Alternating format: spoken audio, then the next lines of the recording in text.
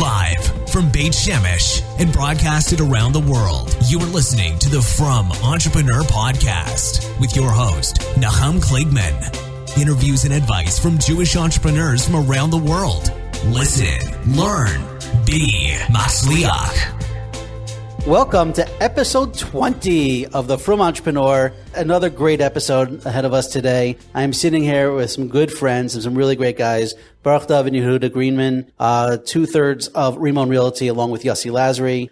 We have a great story. We're going to talk about real estate in Israel, specifically maybe in Beit Shemesh. We're going to talk about this new government and how their new policies, will that solve the housing issue, or do they have other ideas? We're going to talk about their background stuff. It's really going to be an exciting episode. Thank you so much for joining us. So first of all, guys, thank you for being here and being on the show. You're welcome. And so let's first of all, I just want to say, the name of the company is Rimon Realty. I myself have used them. These guys have the most sterling reputation in real estate. I don't know about all of Israel, but definitely in Beit Shemesh. If you wanted to know anything about real estate or have any real estate questions or issues, or you want to purchase a house, an apartment, or sell, they're definitely my first recommendation. Just a good bunch of Emistica guys that just really work hard for you. And, I can't recommend them highly enough. So, besides my interviews, when I can interview a company that I actually believe in and that I know the people, it excites me even more because I really do love these guys. So welcome to the show. Why don't you first give us a little overview about Rimon Realty, what you guys do, what services you have, and then maybe we'll go a little bit into your story. Okay, my name is Yehuda Greenman. I'm the younger brother of this duo. As you mentioned, we have another partner, Yossi Lasry, and we're the owners and the brokers, and we're the guys that make the magic happen. I want to cut in just a little bit, just for a second, on Yossi Lasry, because I know him when he was a worker for Yerucham Gelb and Falafel and Chips in Lakewood, which is now Glatt Bite. So a little shout out to my buddy Yerucham and my love for Yossi, who, when he's not doing real estate and he's not doing law, he's a rapper, right? Yossi's got a lot of talents. Yossi is a lawyer. Right. Yossi is a rapper. Yossi writes his own lyrics that really can tremendously profound. Maybe I'll link to some of them in the show notes. Yossi's a great b-ball player. Oh, I didn't know that. Yeah, he's a good b-ball player, and he's also a bit of a fashion guy when it comes to his clothes. Yes, I didn't want to really go into it, but that is true. He's a good guy. He's a solid guy, and he's a smart guy. So let's talk a little bit about what Rimon Realty does. I think our greatest claim to fame is that we sell more previously owned homes in the Beit Shemesh area than any other office. We also deal in first-hand sales, representing new real estate projects in Ramat Beit Shemesh Aleph, in the new neighborhoods, which is Mem Shalosh, Gimel 1, Gimel 2, Mishkafayim.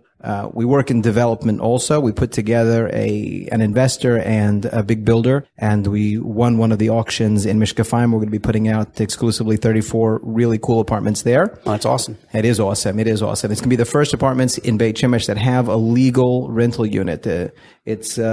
The registration is with the government is for a big apartment with a separate clinic. So that's really pretty exciting. For all 34 apartments? All 34. So that's fantastic. That's what we do. So that's what we live and breathe and eat every day, is real estate in Ramat Beit Shemesh. Excellent. So, okay, first, I don't know if you could tell by I'm talking to my listeners now, I don't know if you could tell by the accent, these guys are not, they weren't born here exactly. We are not native Israelis. We've been here many years. We've been here 25 years. So tell me about 25, both of you? Yeah. So tell me about the Greenmans. I know you guys are Texas based. You were born in Texas? We were born in Texas. This is Baruch Dovid Greenman, the older of the two. We were born in Fort Worth, Texas, as was our father. We were a part of the society there for many years of our life. And I came to Israel towards the end of college with the goal of traveling, and got hoodwinked into Aish HaTorah, which started a process for me. I met Yehuda on the way back from Israel met him in France. I assume you met him when he was born. Yeah, but I rejoined paths. We crossed paths again on purpose in France, and sat on a glacier in Switzerland and talked about the amazing things that I'd experienced in Israel. And he thought I'd definitely gone off the deep end.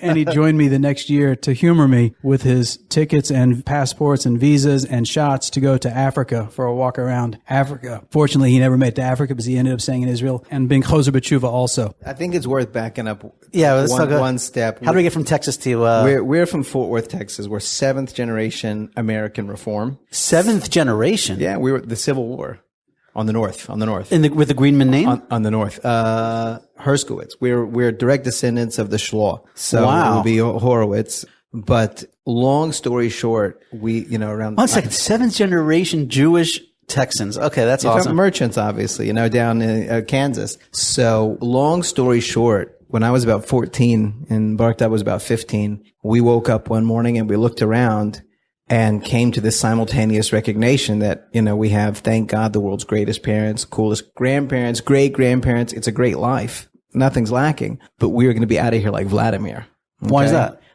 It seemed like a one-dimensional life, and it was not what we were looking for. And having been brought up Reform in Fort Worth, Texas, where they took us to investigate every religion. They took us to ashram. They took us to all the different churches, Our own shul shared the choir with a Black Baptist church next door. Right? That's a good monetization. I mean, hey man, save money. Yom Kippur, we had the most rocking Southern black choir you ever seen in your life. Are you kidding me? No, I am not kidding you. I'm not kidding you. So when we wake up at like 14 and 15 and we're like, dude, we got to get out of here. Since Reform Judaism had presented itself as the end all and only answer of Judaism, and they had never told us that there were Jews that believed in Torah, or Jews believed that the Torah was given by God, not Shabbos, not kashrus, nothing. So obviously there was nothing to investigate in Yiddishkeit. So you didn't know about Orthodoxy growing up? They had taken us to the most extreme branch of Judaism in Fort Worth, which was the conservative shul, and they showed us their dry mikvah.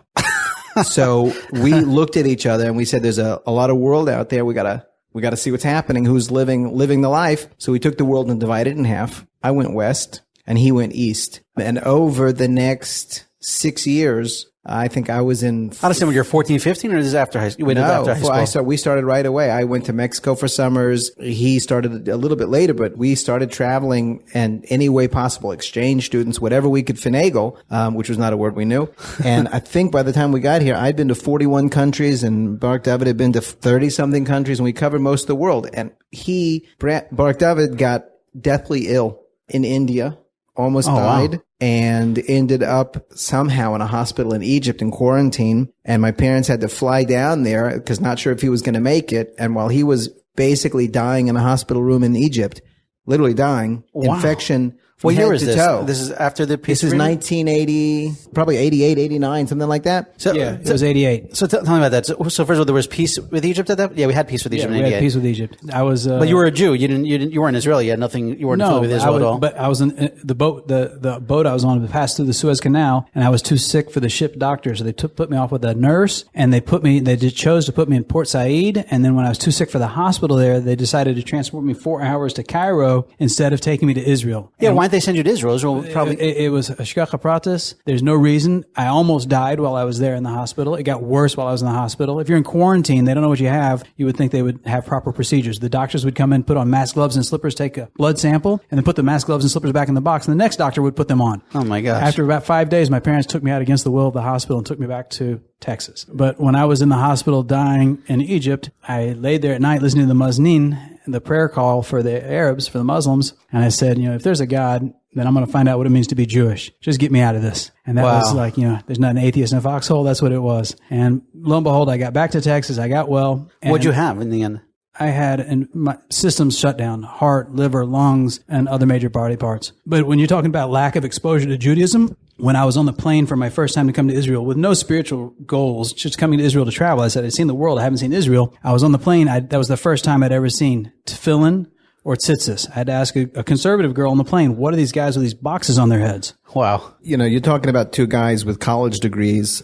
Baruch Dovid spoke 2 languages. I spoke 4 languages, been around the world and never seen a pair of tefillin. Didn't know you couldn't eat a cheeseburger. So we're talking about, and these are smart guys. I mean, you're telling me, we're talking, it's a miracle that we're here. And you had bar mitzvahs, I assume, and we got a lot of pens. So I'm living in Europe and my brother goes to Israel and as he mentioned, gets hoodwinked and taken to Aish HaTorah, and he starts sending these letters about having found. What, did you get picked up by the kotel? Like, how did that, Meir Schuster's henchman, Seidel? Jeff Seidel? Yeah, but his Shalom Weber. Shalom Weber, okay. And so we're getting these letters from Israel, right? My parents in Texas and me in Europe, that he's seen the light, and we're freaking out. In other words, so growing up in the Bible Belt, when you see a guy sending letters about seeing the holy light, obviously, But That's some very nice people. A new way of life, interesting things, a whole new way of looking at things. I never said anything about the light. when you're talking about a guy, when you're from the Bible Belt, where people, have, healing and handle snakes and speak in tongues, and a guy's talking Bible stuff, we get scared. So he comes and meets me in Europe, and I wake up in this $2 This is in France or Switzerland? France at the time. I wake up in a $2 hotel in Paris, and there's my brother with his ponytail and these black boxes on his head. And shaking I need his some head pictures, towards guys. the We wall. need some pictures of this. Yeah, this is an audio podcast, so no pictures. No, we're going to post it on the show notes. Now, at the time, we had a 1984 Volkswagen camper van, and the plan was to drive In Texas. In Texas, Okay. The plan was to drive from Texas through Central America, all the way through South America, get to Tierra del Fuego down in the end of Argentina, get on a boat, get to Antarctica, get back to Argentina, drive back up South America, back up through Central America, travel with the Grateful Dead for a year, okay, selling all the stuff that we picked up in South and Central America, then drive to the East Coast of America, sell the van, and buy 2 tickets on the Trans-Siberian Railroad and go from Budapest to Beijing over a year, traveling through communist Russia. So I don't know. See, it sounds like you're joking, but you're so serious about this. This was the plan. This is the plan. So now my brother has seen the happy light. Yeah. Yeah. And he says, So this puts like a little wedge into your plan there. so he says, listen, so he needs a litmus test because things are too good to be true in Yiddishkeit. He says, hey, why don't you come to Israel for 3 weeks? Right. There's beautiful girls, and you can stay for free on a kibbutz. I didn't know what a kibbutz was. So, and then we'll do South America and Eastern Europe and the whole bit in Beijing. And I'm like, no problem. So I go, and it's funny. You guys never thought about putting Israel on your itinerary. why would you go to this oppressive, anti-Arab, right-wing military? We're bleeding heart liberals. You don't go to Israel. Wow. Even back then. Betach. We didn't say betach. So he says to me, come to Israel for 3 weeks. Right. So I get to Israel for 3 weeks. And What happened to the glacier in Switzerland? Was this before or after you coming to Israel? Well, he's laying the groundwork. Okay. So I'll shorten the story, but we get to Actually, Israel. don't. I'm really enjoying this. We get to Israel, and I have a one-way ticket to Israel and then a one-way ticket to Tanzania. And I had the dumbest plan ever. I was going to walk from Tanzania to South Africa over the course of a year on foot, Oh, that makes sense. which is I the do that. dumbest thing, which is, You know where that takes you? Do you know how many minefields, blood diamonds? it was a nut thing. Long story short, we never left. And 25 years later, thank God I'm married with a family. My brother's married with a family. We own homes. We have Baruch Hashem, a successful business. And, that's amazing. So this is wild. I mean, I've known you guys for a bunch of years now, but this story is just wild. First of all, are there any other Greenman siblings, or is just the two of you? Nope. They broke the mold after the two of us. They said, okay, so this is the two of you guys. And I mean, first of all, it's an incredible, really crazy, incredible story. So you were there for 3 weeks. You got hooked, and that was it. And you guys just never left Israel. Pretty much. After I was here the first time, when I was writing the happy letters, I davened hard that I would find some way to make some money and come back. I went back to America, started a painting contracting business, had amazingly wild success, and then came back the next year with Yehuda. Me planning to stay 3 months, him planning to stay 3 weeks. He stayed 8 months, and then came back and helped me wrap up my second season of painting. And then we both came back after that. Right before we came back, actually, we decided to make a road trip around the west coast of America, as we didn't see ourselves as East Coast Jews. We figured our plan was to go to Israel for a year to learn how to learn, Right. and then come back to America. So we made a road trip on our old trusty Bob, the Volkswagen van, from Texas to the west coast to Vancouver and back to check out Jewish communities. Then we sold the van and we came to Israel, and since then we've been here. Wow. And so what did you guys do when you were here already? Like, you didn't go into real estate right away. I mean, you're talking about this is we came with a 1-year plan to learn how to learn. And again, Hashgacha Pratis directed us to an amazing yeshiva in the old city called Aish HaTorah, where they changed the plan from a kollel to a yeshiva and took my brother and I in and a couple of other fellows. And we started a small cohesive group, a kehila, a chabura, and we all got married within about a 2-month period of each other. Wow. Within the next year after that. And most of us are all still friends and still in touch. And we were zocha to stay and learn there for 10 years, Yehuda and I. Beautiful. Under the same Rabbeim, developed very special relationships, and became musmachim during that process. Beautiful. Really, really great story. Okay, so you're 10 years in Kollel. This is going back, I guess, 2000? Yeah. 2000. And then how did we get into real estate? How did we get to Ramat Beit Shemesh? What were you guys doing from that point? You decided to leave Kollel and... A natural step after that was, since we felt we had what to offer, we started teaching. Yehuda focused more on teaching in girls' seminaries, and I was teaching in boys' post-high school yeshivas, both focusing on American institutions. We both did that for about 10 years. Wow. We had some interesting side jobs in the middle to try to make ends meet. Right. Selling flowers door to door, selling jewelry on the street, painting houses at night, various jobs. I went out of Kollel and teaching for a year to work in construction, and I was zocheh to come back after that. So we were involved in learning and then teaching for almost 20 years. And then during that period of time, I think as other Westerners in Israel, I came to the realization that anybody that would open up a business, be it Chinese food, dry cleaning, or any business, and offer good service, it was something that was lacking in the current environment.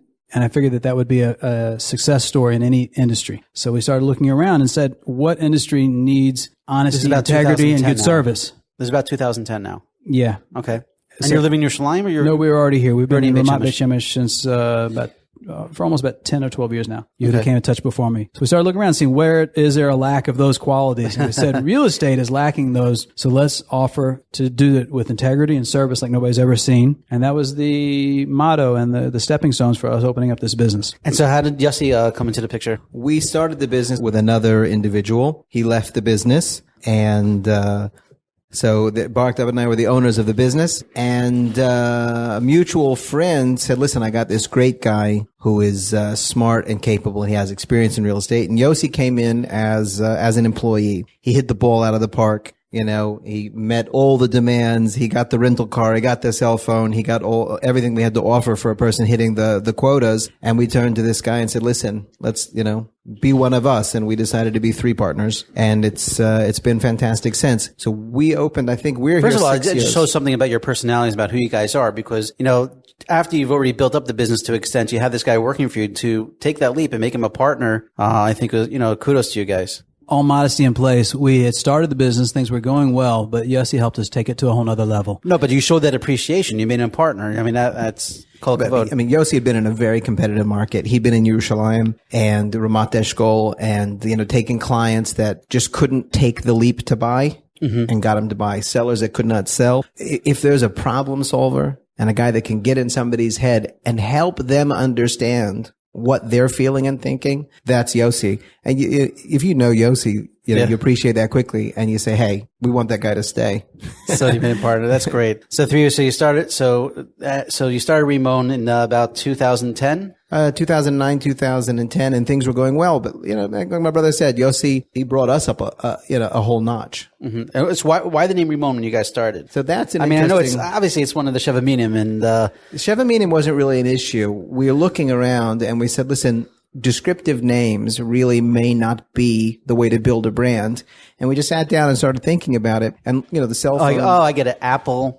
Rimon. Or look at the cell phone companies. Orange. Cellcom, not a great name, in my opinion. Pelephone, right? It's also not a great name. Right. Orange. Look at that. It has nothing to do with cell phones. Okay. Right. But it comes off your tongue. It sticks in your head well. So we went through, and that was the one that worked well. And also we figured since we have this logo of this cartoon pomegranate, right, which is it just great. Looked better than a date, right? It looked better than a fig, and an olive or a fig, And the funny thing is, it's really recognizable. We have national recognition on that cartoon guy. So much so that there's another guy in the country that has a business in real estate named Rimon, but he's a native Israeli and he spelled it Remon. So nobody got that. So, but it didn't. Well, he's probably like Remax Rimon, right? But it didn't touch us at all because our logo's so well known. Sure. And there was another real estate company in town that decided to build a logo of an apple with a face on it, and it looked exactly like ours. Are you kidding me? Yeah, I was a little upset, but it was funny because another guy working in that office said to the owner, hey man, don't you understand that every time you pay for an ad and put that guy in there, you're just paying for Rimon. That's right. But that's another office that no longer exists. Mm-hmm. So, let's talk about the real estate market. I've been in business for a number of years, and the one thing I've seen here in Israel is like, this is one industry I would not want to get into. Everybody and their brother no pun intended, wants to start their a real estate agency, and it is it seems to be cutthroat. Like anytime you want to put up an ad or you want to sell an apartment, you'll have 6 people at your door the next day. Hey, we want to sell. We want to sell it for you. We want to list it for you. People want to get their exclusive, but it's like, is there enough business out there for every? You just said one closed, and I know of others that have closed, but. First of all, you guys did it right. You build it on a sterling reputation that we're honest guys, we're good guys. But, this is a tough market, no? It's a tough market, but, a lesson that we learned, we come from, thank God, a very strong family. And one of the lessons that we picked up as youngsters from our father and our grandfather was it may take a lifetime to build a good reputation, but it could take a moment to lose it. So we always try to remember that whenever we're trying to sell an exclusive or sell a house, that whatever answers we give, we're going to have to answer them after 120. And we're always surprised that is not the general hushscuffle with other agents. Mm-hmm. So we have seen numerous times where there's been clients that would say, we want to sell our house, or a buyer that would say, we want to buy a house, or somebody wants to make a transaction in real estate. And it's happened numerous times when we've been able to tell people that our conclusion is that it's not worthwhile for you to sell. You're not going to accomplish your goals. And people are usually surprised because they only think that we want to make the commission. We're not here to just make a commission. We're interested in our name. And a 2% commission is a short sight. We're interested in the 10% commission that's going to come from when Yehuda Greenman tells another 5 people, you should use Rimon Realty because they are honest and they're going to watch out for you. Right. It's a very good point. Yeah. So, there are a lot of agents in the field. You open up the phone book today. I don't know if you're going to find 17 or if you're going to find 20. So the questions that we ask a seller, say, listen, yeah, a lot of people came to you to list your home. But number one, did you ask the guy how many houses did he sell last month? Mm-hmm. How many houses did he sell in the last 12 months, right? That's really a litmus test. How long did it take to sell those homes? And I think a big thing is you have to set a business up right. We have a real office.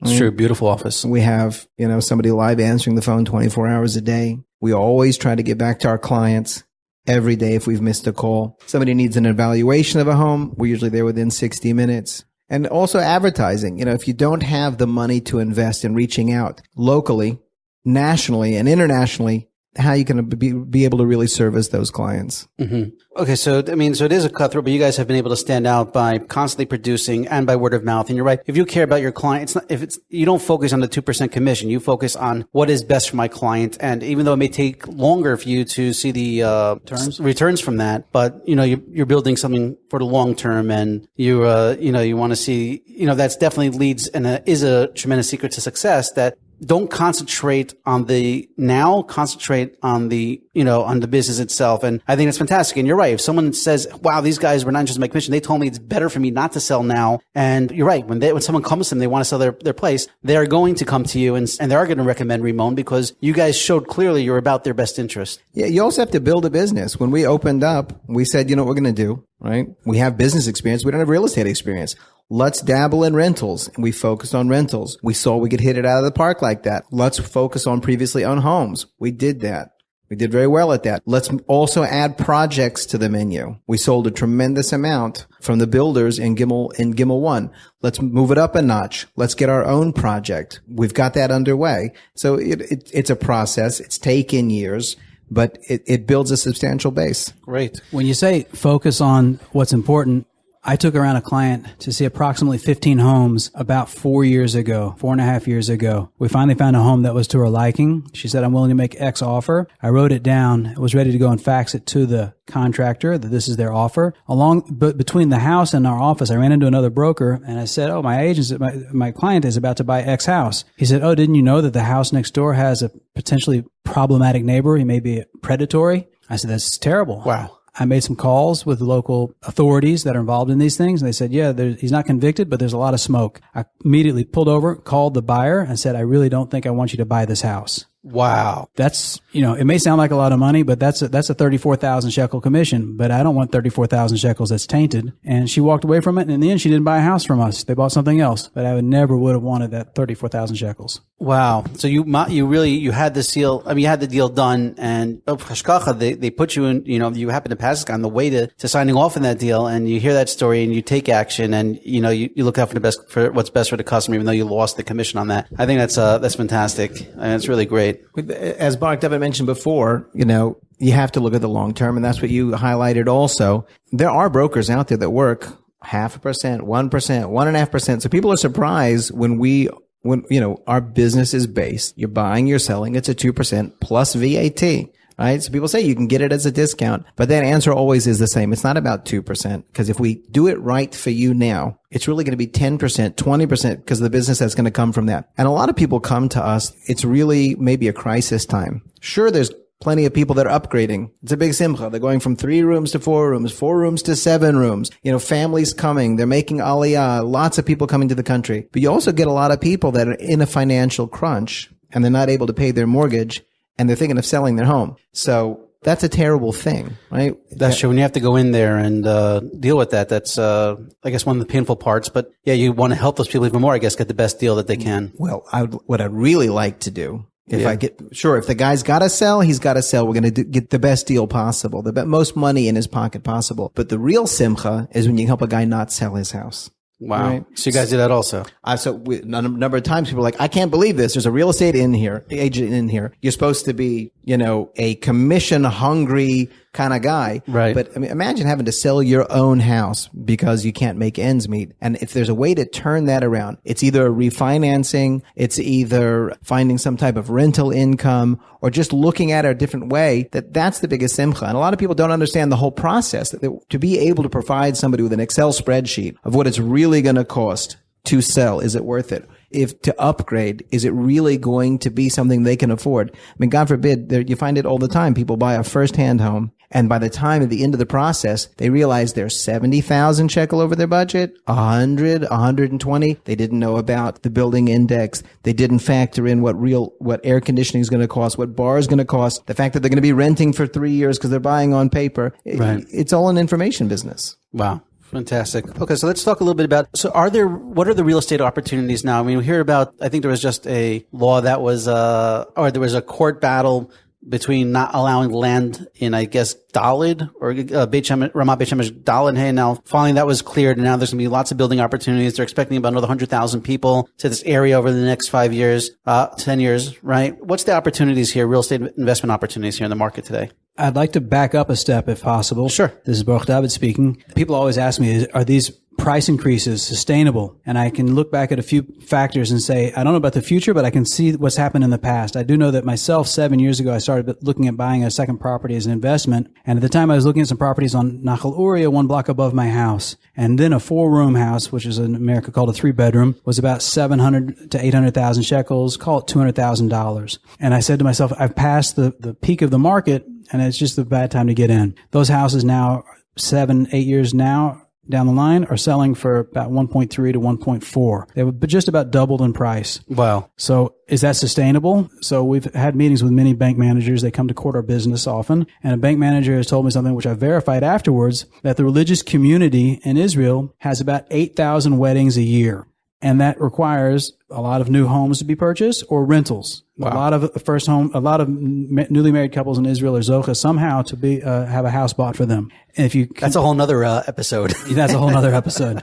So if you need about 8,000 new homes a year, and the production of houses that is good for the religious to Haredi community is about 1,500 to 2,000 homes a year, then you have a tremendous imbalance between supply and demand. Right. So the new movements by the government to make taxes steeper to discourage second home buyers, investors, overseas investors, which are all seen as part of the reason why there's not enough houses and therefore high prices. I think that's a Band-Aid that's not going to take away the schism or the discrepancy between the supply and the demand. And therefore I believe that the prices could continue to rise. So I guess the only solution really is you just need more supply. You just got to build like crazy, make it, the permits easier to get, and start building at a faster pace. So in the absence of opening up a lot of lands to be developed, then there will probably be a continued rise in prices. Isn't that what's happening now? Isn't that why Cologne came on as finance minister? And isn't that what's going on in the government? And it's a good segue into that. They're saying, hey, we're going to, what is it, 80-something% of the land is owned by the JNF, Jewish National Fund, right? No, the Israeli Land Authority. Oh, Israeli Land Authority. Israel. Why are they holding on to it? Open it up. Let's start building like crazy. And isn't that what the government has said they're going to do now? Let's look like this. If you're a non-religious person, okay, and any wide range of,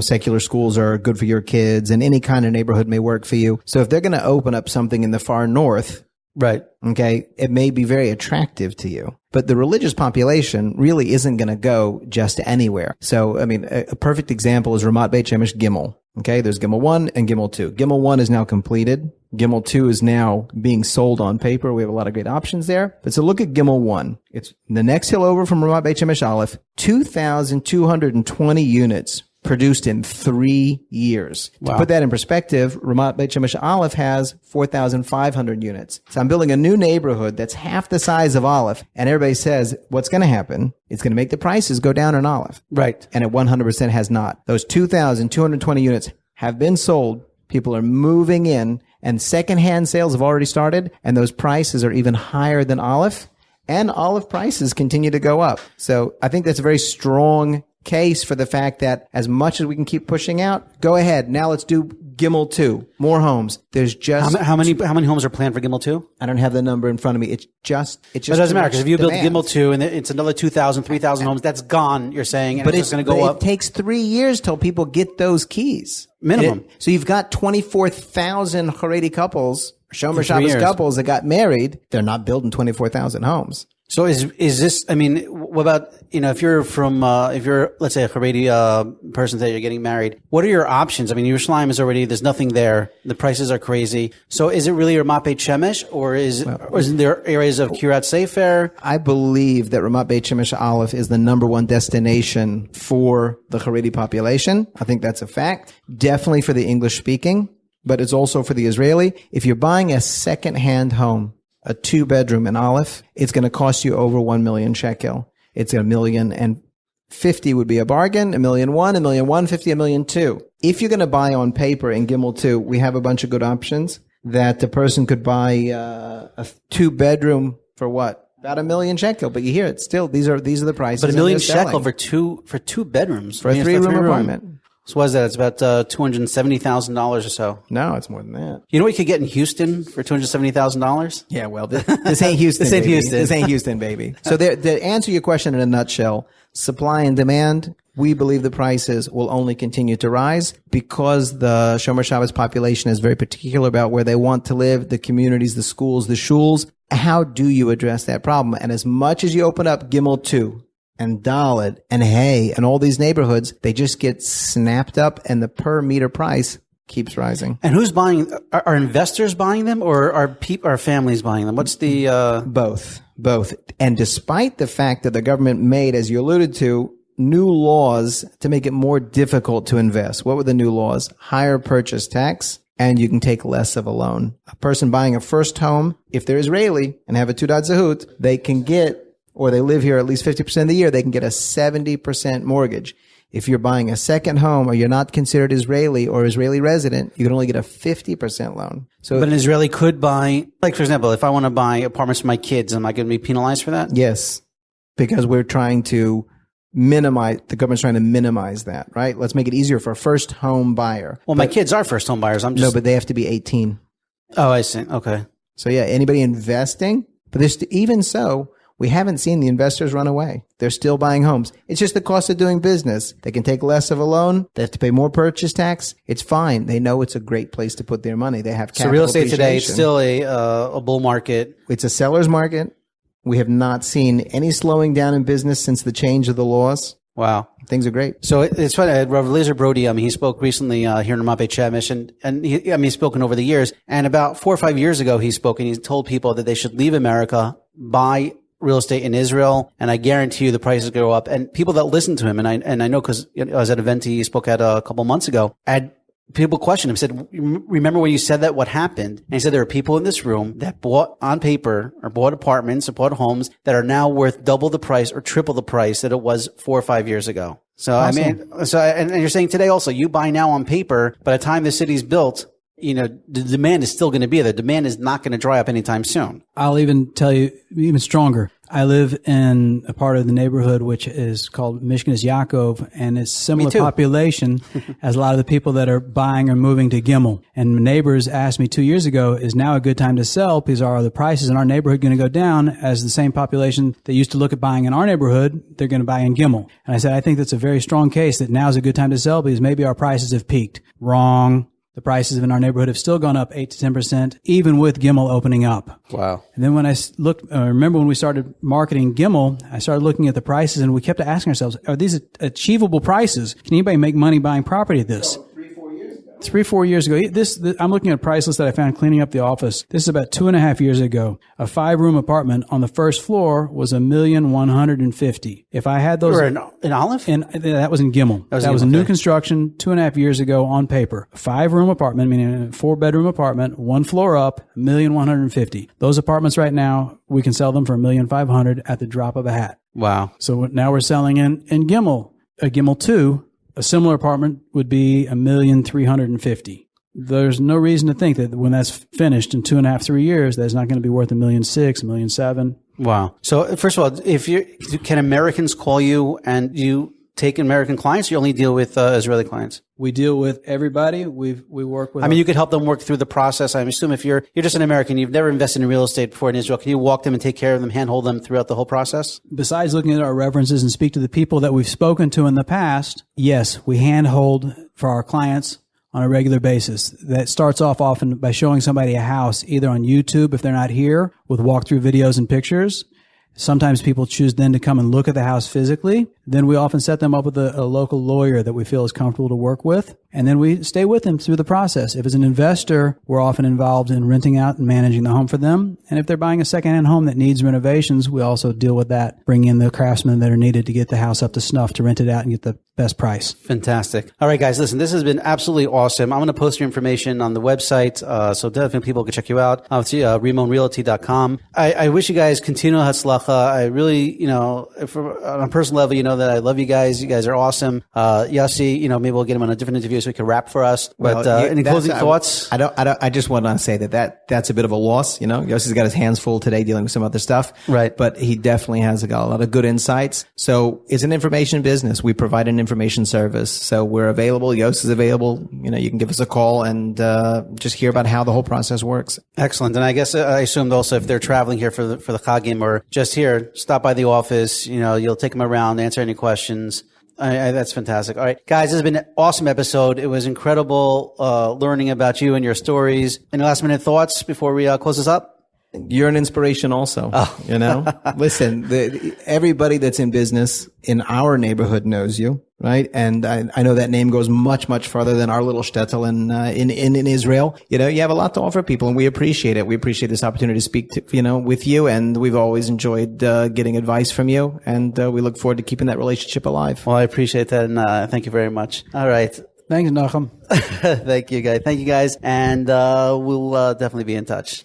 Thank you for listening to the Frum Entrepreneur Podcast with Yehuda Greenman. We hope you learned something valuable and will share this with your friends. For show notes, archives of previous episodes, and more information to help you start and grow your